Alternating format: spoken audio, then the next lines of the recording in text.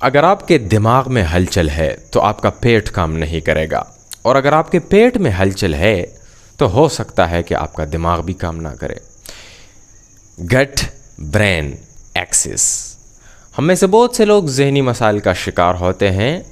अब ये देखना है कि ये जहनी मसला इसके दिमाग में डायरेक्ट आया है या नीचे से आया है, ये देखना बहुत ज़रूरी है। आज बात करेंगे एक बहुत ही इम्पॉर्टेंट टॉपिक पर जिसे कहते हैं गट ब्रेन एक्सिस।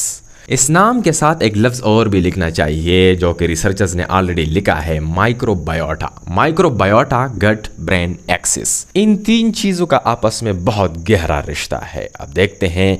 देखो, ब्रेन से बहुत सारे नर्व्स आए हैं, रगे आए हैं, कनेक्शंस हैं, राबिते हैं नीचे, लेकिन इसका जो गट के साथ राबिता है, व्हाट इज़ गट?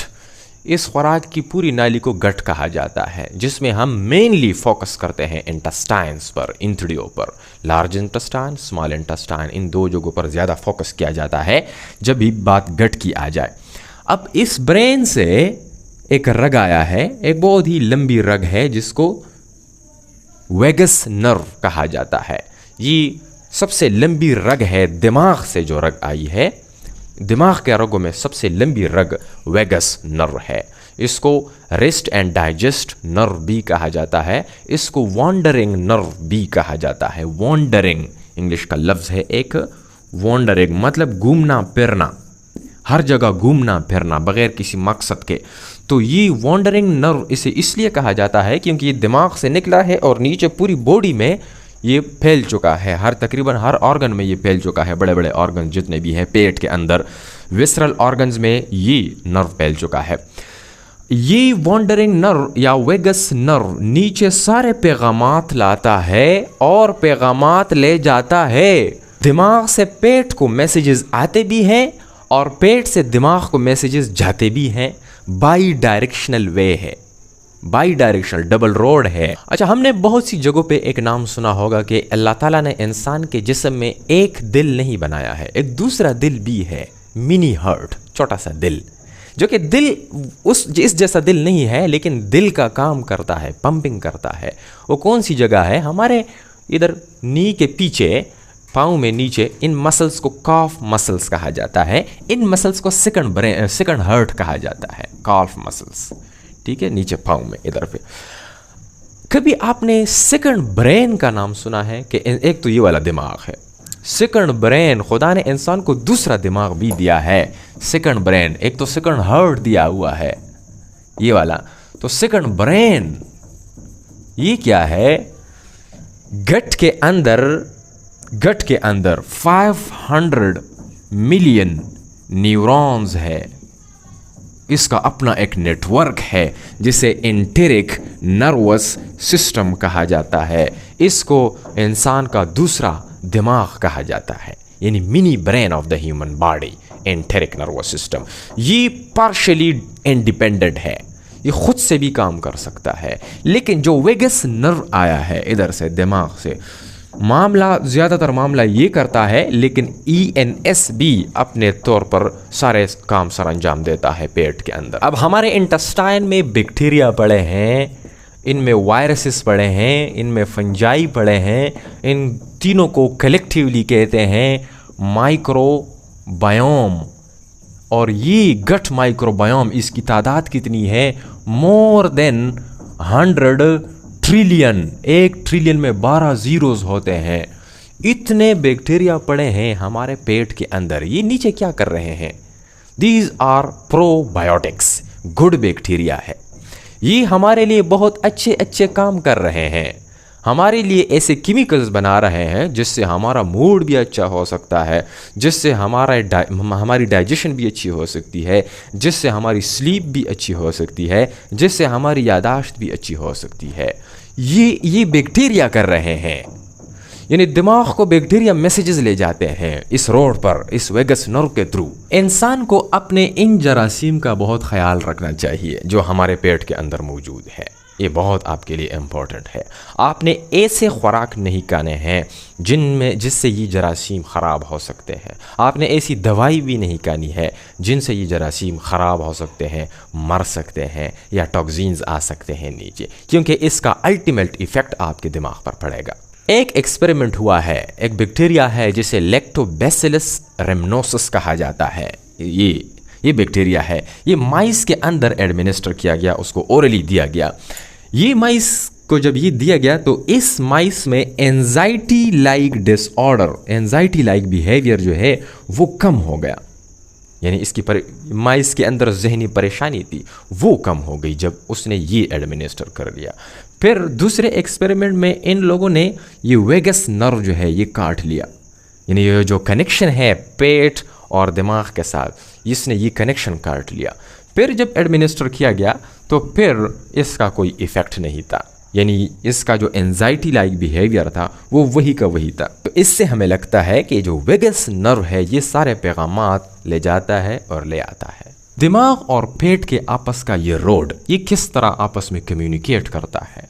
एक तो ये फिजिकल कम्युनिकेशन होती है इसके बीच में, यही वेगस नर्व के थ्रू, ठीक है। इसका एफरेंट फाइबर्स और इफरेंट फाइबर्स दो है। एफरेंट फाइबर्स क्या करते हैं कि हमारे इंटेस्टाइन से, हमारे पेट से जितने भी मैसेजेस है, जितना भी केमिकल्स है, हार्मोन्स है, उसके थ्रू मैसेज जाता है ऊपर दिमाग को कि पेट फुल हो चुका है, पेट में अच्छी खुराक पड़ी है, फैटी एसिड्स अच्छे हैं, अमीनो एसिड्स आए हैं, अच्छे प्रोटीन्स आए हैं, अच्छे कार्बोहाइड्रेट्स आए हैं। तो ऊपर से दिमाग के अंदर फिर आपका रेस्ट और डाइजेस्ट वाला सिस्टम मुकम्मल ऑप्टिमाइज रहता है, इंसान नॉर्मल रहता है।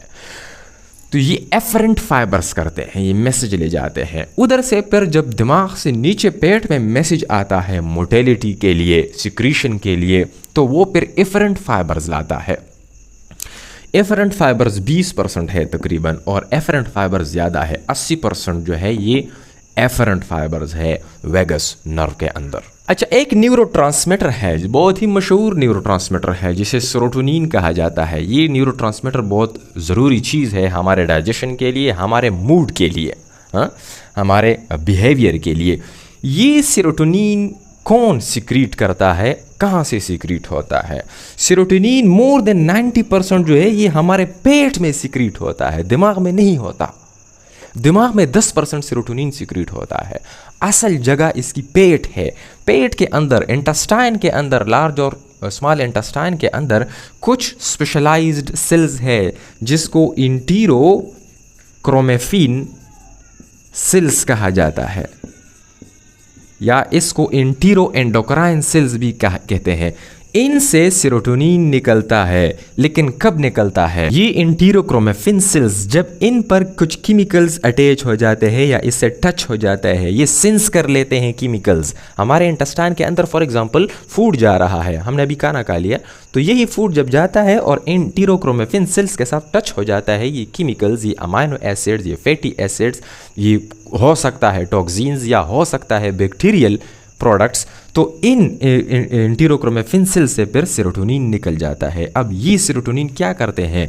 ये एफरेंट फाइबर्स पर लग जाते हैं, और एफरेंट फाइबर्स पर लगते ही सीधा दिमाग को मैसेज चला जाता है। कहाँ पे मैसेज चला जाता है? NTS, ये एक पोर्शन है ब्रेन स्टेम के अंदर, इधर पे पड़ा हुआ है, न्यूक्लियस ट्रैक्टस सोलिटेरियस। ये NTS से फिर मैसेज चला जाता है कहाँ पे? हाइपोथैलेमस, फिर एमिग्डाला, फिर कॉर्टेक्स, इन सब जगहों पर मैसेज चला जाता है। किस वजह से, किस लिए मैसेज चला जाता है? कि नीचे इंटेस्टाइन के अंदर सब ठीक ठाक चल रहा है। ये फिर एफरेंट फाइबर्स के थ्रू नीचे मैसेज पास करता है गट मोबिलिटी के लिए, और सिक्रीशन को, गैस्ट्रिक जूस को बरकरार रखने के लिए ये नीचे मैसेजेस पास कर लेते हैं। अब किसी ने गंदा खुराक खा लिया तो उसको वॉमिटिंग आ जाती है। जो ब्लड स्ट्रीम में सेरोटोनिन निकल जाता है ब्लड स्ट्रीम में, तो उसको पकड़ना बहुत ज़रूरी है, क्योंकि अगर ब्लड स्ट्रीम में ज़्यादा सेरोटोनिन निकलेगा तो ये फिर एक और जगह पे बाइंडिंग करेगा। ये सेरोटोनिन कहाँ पे? इधर पे एक और जगह है जिसको CTZ कहा जाता है, या इसको एरिया पोस्ट्रीमा के अंदर CTZ पड़ा हुआ है। एरिया पोस्ट्रीमा पर जब सेरोटोनिन बाइंडिंग करेगा, चूंकि इधर पे BBB बहुत कमज़ोर है, BBB से बाहर पड़ा हुआ है ये एरिया ब्लड ब्रेन बैरियर से, तो सेरोटोनिन डायरेक्टली उसके साथ रिएक्शन कर लेता है और वॉमिटिंग सिग्नल स्टार्ट हो जाता है। तो इसी वजह से सेरोटोनिन को पकड़ना बहुत ज़रूरी है। तो ब्लड के अंदर जो प्लेटलेट्स पड़े हैं, प्लेटलेट्स, तो वो इसको पकड़ लेता है इसके, क्योंकि प्लेटलेट्स के ऊपर SERT रिसेप्टर्स पड़े हैं, सेरोटोनिन ट्रांसपोर्टर्स पड़े हैं, उसके थ्रू सेरोटोनिन इसके अंदर चला जाता है, स्टोर हो जाता है इसके अंदर। तो सेरोटोनिन ब्लड में ज़्यादा नहीं घूमता, सेरोटोनिन एफरेंट फाइबर्स के थ्रू ब्रेन को मैसेज पास कर लेता है। अच्छा, ये माइक्रोबायोटा कुछ अल्टरनेटिव प्रोडक्ट्स भी बनाते हैं, लाइक ये ट्रिप्टोफैन मेटाबोलाइट्स भी बनाते हैं। ट्रिप्टोफैन क्या है? ये प्रिकर्सर है। इसी ट्रिप्टोफैन से क्या बनेगा? सेरोटोनिन बनेगा, और फिर इस सेरोटोनिन से क्या बनेगा? मेलाटोनिन बनेगा। तो ये ठीक है कि ट्रिप्टोफैन एक ऐसा अमाइनो एसिड है, इसको एसेंशियल अमाइनो एसिड कहा जाता है। ये बॉडी खुद नहीं बना सकता ट्रिप्टोफैन, ये आपने फूड से लेना है, खुराक से लेना है, और खुराक के साथ साथ आपके इंटेस्टाइन के अंदर जो बैक्टीरिया पड़े हैं वो भी ट्रिप्टोफैन बना सकते हैं। तो ये फिर बहुत इंपॉर्टेंट बैक्टीरिया है वो वाले जो ट्रिप्टोफैन बना रहे हैं, क्योंकि ये आपके लिए सेरोटोनिन बनाने में कारआमद हो सकते हैं, और फिर मेलाटोनिन इससे बन सकता है। मेलाटोनिन आपके स्लीप के लिए बहुत रिस्पॉन्सिबल है, आपकी नींद के लिए। ये सारे न्यूरॉन्स को खामोश कर लेता है मेलाटोनिन। तो ये असल में सारा गेम माइक्रोबायोटा का हो सकता है, गट का हो सकता है, ये सारे दिमाग पर असरअंदाज है, पूरा इसका असर है। दैट्स वाई हमारे कुछ नफ्सियाती और जहनी मसाइल में हमारा पेट भी इन्वॉल्व है, इसका बहुत अहम रोल है। कुछ एंटीबायोटिक्स, हम वो लोग जो ज़्यादा दवाइयाँ खाते हैं, एंटीबायोटिक्स वगैरह ज़्यादा लेते हैं, तो वो अपने गट माइक्रोबायोटा को डिस्टर्ब कर लेते हैं। एंटीबायोटिक का क्या करते हैं? ये तो बैक्टीरिया को किल करते हैं, ख़त्म करते हैं। तो अगर इस माइक्रोबायोटा में चेंज आता है तो ये माइक्रोबायोटा आपके मूड के लिए, आपकी यादाश्त, आपके डाइजेशन के लिए बहुत ज़्यादा रिस्पॉन्सिबल थे। उनमें डिस्टर्बेंस आ गई तो ऑटोमेटिकली इसी एंटीबायोटिक्स के यूज़ से या इन अद्वियात के यूज़ से आपका एंजाइटी, आपके मूड डिसऑर्डर्स, आपके मूड स्विंग्स हो सकते हैं। इसी वजह से ज़्यादातर दवाई अद्वियात पर लिखा होता है, उसके साइड इफ़ेक्ट्स में लिखा होता है ये डिजीनेस, एंजाइटी, मूड स्विंग्स, ये सब चीज़ें उस पर लेके होते हैं। हमें से ज़्यादा लोग नफ्सियाती मसाइल के अद्वियात खाते हैं, SSRI लेते हैं ज़्यादा लोग, SSRI। जब इंसान ज़्यादा परेशान हो, एंजाइटी, डिप्रेशन वगैरह में, ये दवाइयाँ लोग खाते हैं, सेलेक्टिव सेरोटोनिन रीअपटेक इनहिबिटर्स। आप इसी का पर्चा निकाल ले, इसके डब्बे से पर्चा निकाल ले और उस पर देख ले, उसके साइड इफ़ेक्ट्स में लिखा होता है कि डिजीनेस, हेडेक, एंजाइटी, ये सब चीज़ें लिखी होती है। क्यों? क्योंकि इसमें जो केमिकल्स है, एक तो वो हो सकता है कि इनिशियल डेज में वो इसके अपने जो रिसेप्टर्स, जिस रिसेप्टर्स के लिए बने हैं, कि जिन रिसेप्टर्स पे इन्होंने बाइंडिंग करनी है, वो इससे अलग रिसेप्टर्स पर लग जाते हैं, जिसकी वजह से एंजाइटी वगैरह हो सकती है। लेकिन अगर माइक्रोबायोटा डिस्टर्ब हो जाए इन अद्वियात से या एंटीबायोटिक से, तो वो फिर, क्योंकि माइक्रोबायोटा की वजह से और ये गट लाइनिंग की वजह से सेरोटोनिन कि 90% सेरोटोनिन बनते हैं, तो इस रेशियो में अगर कमी आ जाए, या इससे जो शॉर्ट चेन फैटी एसिड्स बनते हैं, SCFAs, ये भी ऊपर जाकर पैराक्राइन सिग्नलिंग या इंडोक्राइन सिग्नलिंग करते हैं, और यही फिर जाकर आपके मूड और आपके बिहेवियर को चेंज करते हैं। तो अगर ये इन अद्वियात से मर रहे हैं तो आपके मूड में बदलाव आ सकता है। लिहाजा दिमागी तौर पर सेहतमंद रहने के लिए, खुश रहने के लिए, मजबूत रहने के लिए अपने बिहेवियर, वर्जिश वगैरह ये सब चीज़ें आपने करनी है, लेकिन साथ साथ में आपने अपने फूड को बेहतर बनाना है। Food should be healthy. आप जो प्रीबायोटिक्स ले रहे हो, एक प्रीबायोटिक्स है, एक प्रोबायोटिक्स है, और अभी जो रिसर्च में एक नाम यूज़ हो रहा है उसको पोस्ट बायोटिक्स कहा जाता है। यानी आपके आपके गट के अंदर जो बैक्टीरिया पड़े हैं उसको प्रोबायोटिक्स कहते हैं, और वो बैक्टीरिया जो खुराक ले रहे हैं, जो आपके लाइनिंग से खुराक ले रहे हैं, आपके इंटेस्टाइन के अंदर खुराक पड़ा हुआ है, और यही खुराक पर यही बैक्टीरिया ये गुजारा कर रहे हैं। यही खुराक, इसी को कहते हैं प्रीबायोटिक्स। और ये बैक्टीरिया जो मेटाबोलाइट्स रिलीज करते हैं आपके फ़ायदे के लिए, उसको पोस्ट बायोटिक्स कहा जाता है। तो आपने अच्छे प्रीबायोटिक्स लेने हैं। हम अक्सर, हमारे बच्चे क्या खाते हैं? चिप्स, टॉफिया, चॉकलेट, ये सब चीज़ें, गंदी गंदी चीज़ें खाते हैं, प्रोसेस्ड चीज़ें खाते हैं। इसी वजह से इनका माइक्रोबायोटा डिस्टर्ब हो रहा है। और हम यंगस्टर्स क्या खा रहे हैं? हम भी फ्राइड चीज़ें खा रहे हैं, फजूल चीज़ें, ये थर्ड क्लास ऑयल में बनी हुई, ट्रांस फैट्स में बने हुए कबाब, ये सब चीज़ें, इन पर बातें करेंगे। लेकिन ये हमारे माइक्रोबायोटा को डिस्टर्ब कर रहे हैं। और जब ये माइक्रोबायोटा डिस्टर्ब हो जाए तो अल्टीमेटली हमारा मूड डिस्टर्ब हो जाता है। हमको मूड स्विंग्स, बिहेवियर में मसाइल, ये सब चीज़ें, दिमागी मसाइल, परेशानियाँ, ये जो हम दिमागी तौर पर अगर कोई सेहतमंद नहीं है तो हो सकता है कि उसका माइक्रोबायोटा डिस्टर्ब हो रहा है बार बार, शायद इस वजह से। अगर सेरोटोनिन बहुत ज़्यादा रिलीज़ हो जाए, जिस तरह हम ज़्यादा खा लें, या हमको फूड पॉइजनिंग हो जाए, गलसड़ चीज़ें खा लें, पुरानी चीज़ें खा लें जिस पर टाइम गुजर चुका हो, तो उसकी वजह से जो सेरोटोनिन की सिक्रीशन होती है EEC सेल से, इंटीरो एंडोक्राइन सेल्स या इंटीरोक्रोमेफिन सेल से जो सेरोटोनिन निकल जाता है, वो फिर बहुत ज़्यादा निकल जाता है।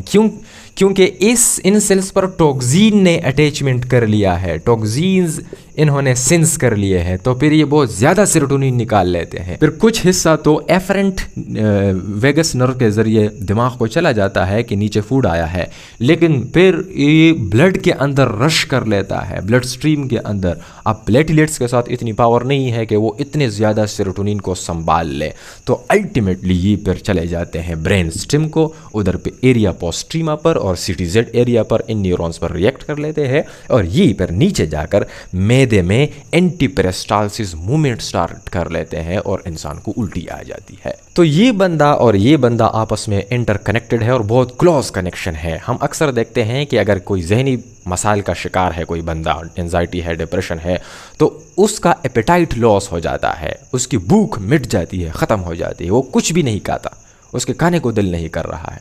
और अगर किसी को मैदे का मसला है या किसी को इंटेस्टाइन का मसला है, पेट में उसका गड़बड़ है, तो उसका दिमाग में मसला आ जाता है, एंजाइटी आ जाती है। इधर अगर मसला आएगा तो इधर आएगा, और जब इधर मसला पैदा होगा तो फिर नीचे मसला पैदा होगा, because of the vagus nerve and because of the second brain which is called the enteric nervous system. और ये आपस में बहुत ज़्यादा इसकी गहरी कनेक्शन है। Thank you very much.